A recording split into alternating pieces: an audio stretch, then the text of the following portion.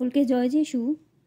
আসুন স্টার্ট করি মতিলিখিত সুসমাচার নতুন নিয়মের।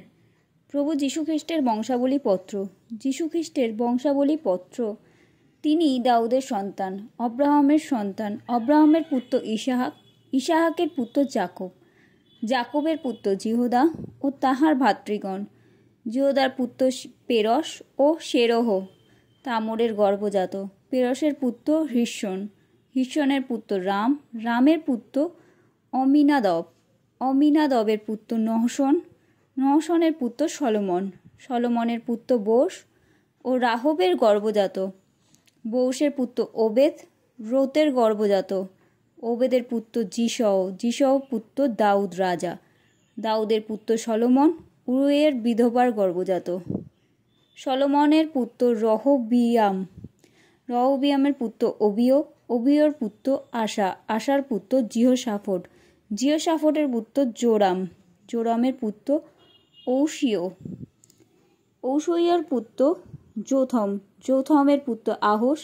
আহসের পুত্র হিস্কিয়, হিস্কিয়র পুত্র মনসি, মনসির পুত্র আমন, আমনের পুত্র যোশীয়, যোশীয়ের সন্তান জিকোনীয় ও তাহার ভাতৃগণ বাবিলে নির্বাসনকালে জাত।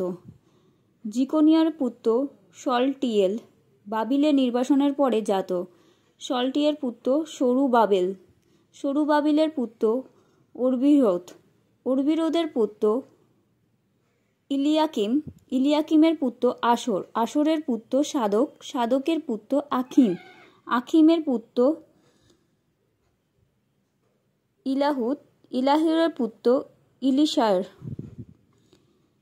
ইলিয়াসারের পুত্র মত্তন, মত্তনের পুত্র জাকম, জাকবের পুত্র যোসেফ, ইনি মরিয়মের স্বামী, ইনি মরিয়মের গর্ভে যিশুর জন্ম হয়, যাহাকে খ্রিস্ট অভিষিক্ত বলে। এইরূপে অব্রাহম অবধি দাউদ পর্যন্ত সর্বশুদ্ধ 14 পুরুষ, দাউদ অবধি বাবিলে নির্বাসন পর্যন্ত 14 পুরুষ এবং বাবিলে নির্বাসন অবধি খ্রিস্ট পর্যন্ত 14 পুরুষ।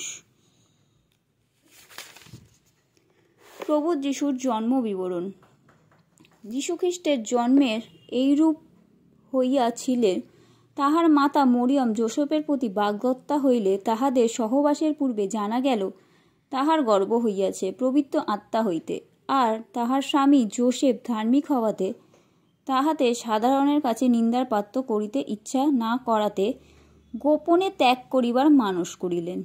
এই সময় সকল ভাবিতেছেন, এমন সময় দেখো প্রভুর এক দূত স্বপ্নে তাহাকে দর্শন দিয়া, যোসেফ দাউদ সন্তান, তোমার স্ত্রী মরিয়ামকে গ্রহণ করিতে ভয় করিও না, কেননা তাহার গর্ভে যাহা জন্মিয়াছে তাহা পবিত্র আত্মা হইয়াছে, আর তিনি পুত্র প্রসব করিবেন, এবং তুমি তাহার নাম যিশু, ত্রাণকর্তা রাখিবে, কারণ তিনি আপন প্রজাদিগকে তাহাদের পাপ হইতে ত্রাণ করিবেন।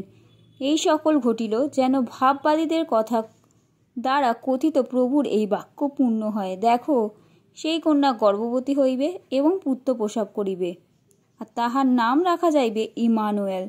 অনুবাদ করিলে ইহার অর্থ আমাদের সহিত ঈশ্বর।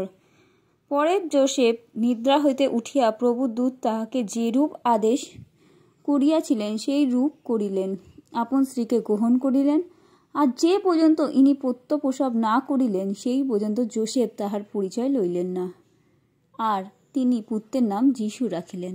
আমেন।